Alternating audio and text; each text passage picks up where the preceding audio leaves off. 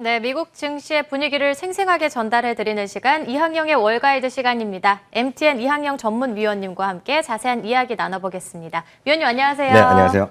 네, 바로 시장 이야기 나눠보도록 하겠습니다. 간밤에 미증시가 실적 호조로 힘입어서 연이틀 상승 분위기 이어가는 것 같던데 우리 위원님께서는 어떻게 보셨나요? 네, 맞습니다. 이번 주 월요일 날 워낙 주시장이 떨어지지 않았습니까? 그래서 많은 분들 걱정하시고 국내 시장도 좀 영향이 있었는데요. 이게 이틀 만에 전부 다 회복을 했습니다. 물론 나스닥은 어저께 벌써 회복했지만 S&P 500과 나스닥이 지금 다우가 부족했는데요. 오늘 전부 다 이번 주에 하락을 전부 만회했습니다. 각각 0.8에서 0.9%씩 상승했고요.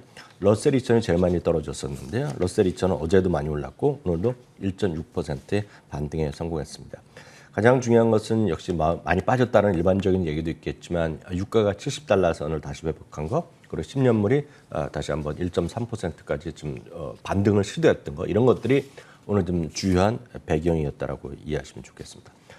시장은 한마디로 경기 민감주가 다시 반등하고 상대적으로는 방어적 섹터 주식들은 오늘 좀 쉬었습니다. 에너지, 금융, 산업, 소재 이런 것들이 대표적으로 경기 민감이라고 우리가 교과서에서 얘기하는 것들입니다. 이런 것들이 오늘 좀 많이 좀 반등하는 쪽에 좀 앞선 쪽에 있었고요. 부동산, 유틸리티, 필수 소비재 이런 것들이 좀 방어적 섹터가 오늘 좀 약했거나 좀 마이너스까지 가는 흐름이었습니다. 물론 이제 기대 이상의 실적을 발표한 것들이 분명히 또 하나의 요인이 되겠지만 사실 그거보다는 많이 떨어진 것들에 대한 이틀 연속의 교과서 지금 반등이라고 저는 이해를 하고 있고요. 세븐즈 리포트에서는 급락 이후에 전형적인 반등 장세라는 얘기를 합니다. 다만 이런 것들이 추세적으로 이어지기 위해서는 금리가 과연 바닥을 친 것인지 아니면 경기와 실적이 지금 실적 시즌이지만 기대 이상의 어떤 눈높이를 맞추는 데이터들이 확인될 수 있는지가 더 중요하고 이런 것들이 이어져야 된다는 얘기하고 있습니다. 물론 세븐즈 리포트는 이 두 가지 관점에서 여전히 긍정적이라고 보고 있지만 일단은 중립적으로 좀 보셔야 되겠고요. 확인드리면 10년물 국채 금리가 오늘 1.3%까지 터치했었습니다.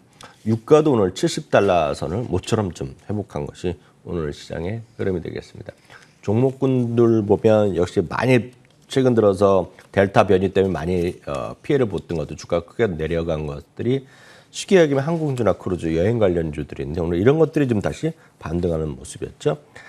미국에서 가장 규모가 큰 항공주는 델타 항공입니다. 2.34%가 올라갔습니다. 카니발은 크루즈선이죠. 9%가 어제도 한 9% 올라갔는데 오늘까지도 이틀 연속 올라가면서 지난주 중반 이후의 하락폭을 전부 다 회복하는 모습입니다. 라스베가스 대표적인 호텔이죠. 뭐 다른 나라에도 다 있는 건 마찬가지인데요. MGM 리조트가 오늘 3.8% 반등했습니다. 네, 이렇게 기대 이상의 실적 발표를 두고 이번 주에 하락분이 만회됐다 말씀해 주셨습니다. 그럼 실적 이야기로 넘어가 보도록 할 텐데요. 지난주 금융주에 이어서 실적 발표가 본격적으로 이어지고 있습니다. 이번 주부터는 어제 저희와 함께했던 넷플릭스, 치폴레부터 시작해서 뭐 기술주의 실적 발표도 시작되고 있고 또 간밤에는 굵직굵직한 기업들이 있었죠. 코카콜라, 모더나, 존슨앤존슨까지도 나왔는데 분위기 어땠나요? 네, 맞습니다. 코카콜라는 이제 1.3%가 올라가면서 결국은 결론적으로 보면 사상치 효과를 바로 갔습니다. 지난주 월요일 날 처음에 화요일 날이었죠. 펩시도 똑같은 얘기를 했는데요. 팬데믹 이전의 실적을 회복했습니다. 그만큼 많은 사람이 나가기 시작하면서 먹고 마시고 뭐 이런 거 했다는 겁니다. 분기 실적 팬데믹 이전의 수준을 매출을 회복했고요. 금년도에 가이던스도 상향했습니다. 당연히 주가는 올라갔겠고요. 존슨앤존슨이 한 0.6% 올라갔습니다. 기대 이상의 실적에 역시 가이던스도 상향했습니다. 지난주 갑자기 발표되면서 주가가 크게 뛰었죠. 물론 이제 백신에 대해서 mRNA 백신 계열의 뭐 최고 수준의 기술력을 갖고 있는 거라고 알려진 거 아닙니까? 파이저랑 더불어서요.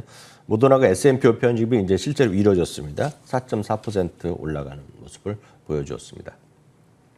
네, 이렇게 코카콜라, 존슨앤존슨 모두 올해 가이던스를 상향 조정이 나왔습니다. 그리고 모더나까지도 점검해봤고요. 그럼 다음으로는 빅테크 기업들 어떤가요? 네, 맞습니다. 애플은 오늘 상대적으로 쉬었습니다. 0.5% 내렸고요. 마이크로소프트는 오늘도 조금씩 반등했지만 사상체 효과에 이제 뭐 조금 손만 들면 좀 올라갈 정도로, 그러니까 거의 붙어 있습니다.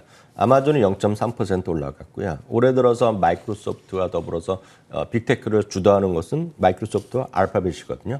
알파벳은 아시다시피 구글인데요. 오늘 1% 올라가면서 역시 사상체육가에 바짝 다가선 모습이었습니다.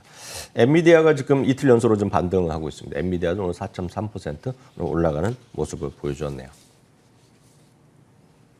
네, 어제 실적 발표 기업들 넷플릭스 그리고 치폴레에 대한 평가가 궁금한데요. JP 모건에서는 미증시는 성장주가 무거운 상태다.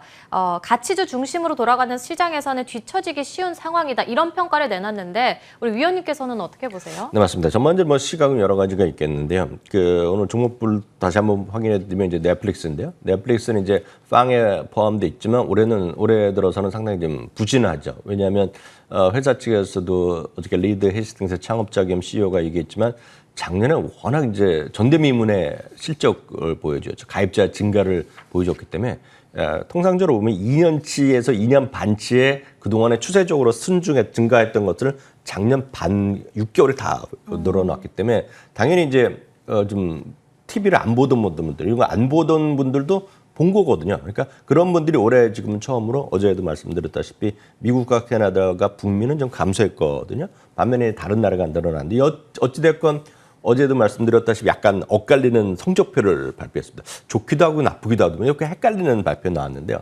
여하튼 넷플릭스 주가는 3% 떨어졌습니다. 투자 의견의 자체는 변화는 거의 없는데요. 목표 주가는 상향한 곳이 한 5군데, 하향한 곳이 한 5개이기 때문에 약간 주시장에서도 월가 시각도 뭐 반신반의하는 이런 분위기다라고 보셔야 되겠습니다. 주식시장은 오늘 재미없었습니다. 어제도 잠깐 말씀드렸다시피 치폴레죠. 치폴레는 이제 최근에 레스토랑이 앞서 말씀드렸다시피 거기 가서 마시는 코카콜라, 펩시콜라 다 마찬가지고 추세는 다 똑같습니다. 스타벅스도 그렇고 맥도날드 다 똑같은데요. 치폴레도 다시 한번 기대 이상 실적 발표했고 올해 이제 가이던스에서 긍정적인 모습. 치폴레나 이런 데 유일한 문제가 다 똑같습니다. 일할 사람이 못 찾는 거거든요. 그러니까 그런 거니까 시장이 결국 좋을 수밖에 없는데요. 사상 최고가를 오늘 바로 기록했습니다. 어저께 장 마감 후에 시간에도 좋게 났는데 무려 11%가 올라갔고요. 목표 주가를 보면 최소 10개 이상의 증권사가 목표 주가를 상향했습니다. 특히 코엔 같은 경우는 2,090달러에 크레딧 스위스는 2,075달러, 2,000달러 이상의 목표 주가가 속출하고 있습니다. 이제 한국에는 지금 이게 안 들어와 있기 때문에 이제 약간 뜨아하신 분도 계시겠지만 어찌됐건 뭐 유기농 그런 걸 많이 하고 어찌됐건 이게 미국식으로 만든 멕시칸 푸시지만 많은 사람이 좋아하는 건 사실이거든요. 그러니까 이런 것들이 시장에서 좀 반영되고 있다라고 보셔야 되겠습니다.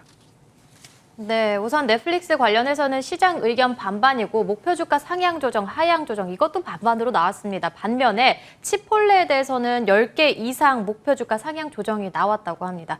그럼 이번에는 비트코인 이야기 나눠봐야겠습니다. 정말 모처럼 오랜만에 반등 나왔고요. 이번에도 또 역시 일론 머스크의 비트코인 발언이 나왔는데 이 부분 좀 체크해 주세요. 맞습니다. 아시다시피 비트코인은 65,000달러까지 갔었던 거 아닙니까? 장중에요. 그것이 이제 50% 이상 하락한 거죠. 이제 말이 50%죠. 이게 65,000이면 나누기 2하면 32,500원인데 그것뿐만 아니라 어저께 3만 달러도 깨지고 최근에 이랬던 거 아닙니까? 물론 거기에 그렇게까지 올라간 데는 뭐 여러 명의 구루들의 얘기가 있었죠. 특히 이제 테슬라가 비트코인을 결제 도구로 받겠다 이런 것도 있었고요. 스퀘어라든가 몇몇 곳에서 비트코인을 결제를 더 편하게 할 수도 있다는 거. 그리고 자산에 대한 투자를 많이 했고 금융권에서도 관련된 상품 이런 거 출시한 게 많이 있었는데 어찌되었건 많이 올랐던 건 작년 초 대비 14배, 15배 올라갔던 거거든요. 그런 것들이 이제 50% 하락했는데 오늘은 이제 모처럼 3만 달러 이상으로 회복했습니다. 장중에 보면 3만 2천까지 터치하기도 했었는데 물론 이걸 갖고 많은 사람이 있죠. 흔히 얘기해서 영어로 보면 데드캣 바운스라 그래서 죽은 고양이가 뛰어오른다는 것 그런 표현이 있기 때문에 많이 떨어지면 올라가는 걸 자연스럽게 얘기하는 사람도 있습니다. 다만 저희가 비트코인에 대해서는 무슨 그런 중립적 의견을 갖고 있고 코멘트할 건 없겠고요. 다만 오늘의 또 한 주인공은 역시 또 일론 머스크가 있는 거죠.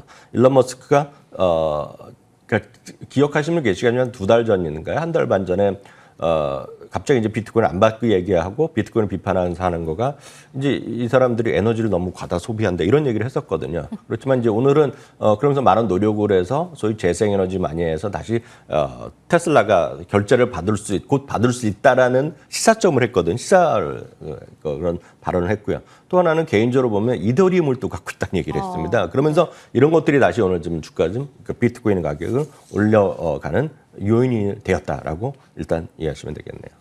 네, 근데 확실한 건 이 부분이 뭐 저가 매수세 유입인지 추세적인 반등인지 그 부분은 확실한 체크가 필요해 보입니다.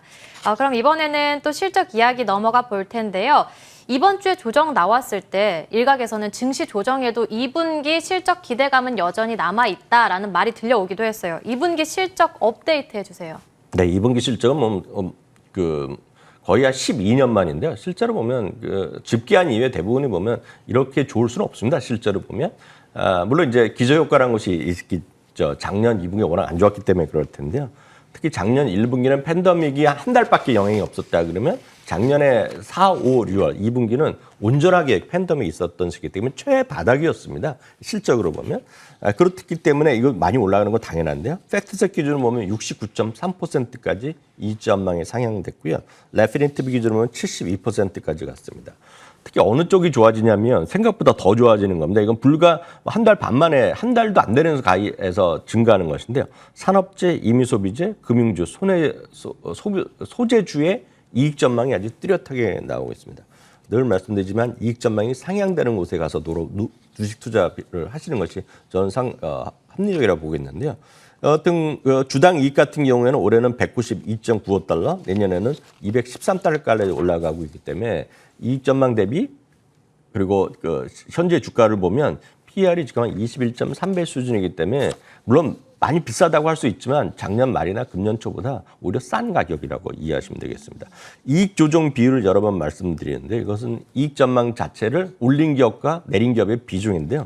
73대 27입니다. 이건 상당히 높은 거의 뭐 80% 넘으면 더 좋겠지만 그게 많이 있지 않습니다. 그러니까 상당히 많은 기업들이 이익 전망을 상향하고 있다고 보여야 되겠고 여기서도 기술과 금융, 임의소비재가 같이 들어갑니다. 무슨 얘기냐면 지금은 많은 사람들이 뭐 경기 민감이네, 방어네, 아니면 가치주의 성장 얘기하고 있지만 제가 봤을 때 덧없는 얘기고요. 결국은 모든 것들이 어우러지면서 지금 가장 좋아지는 것들은 거의 골고루 섞여 있다는 얘기죠.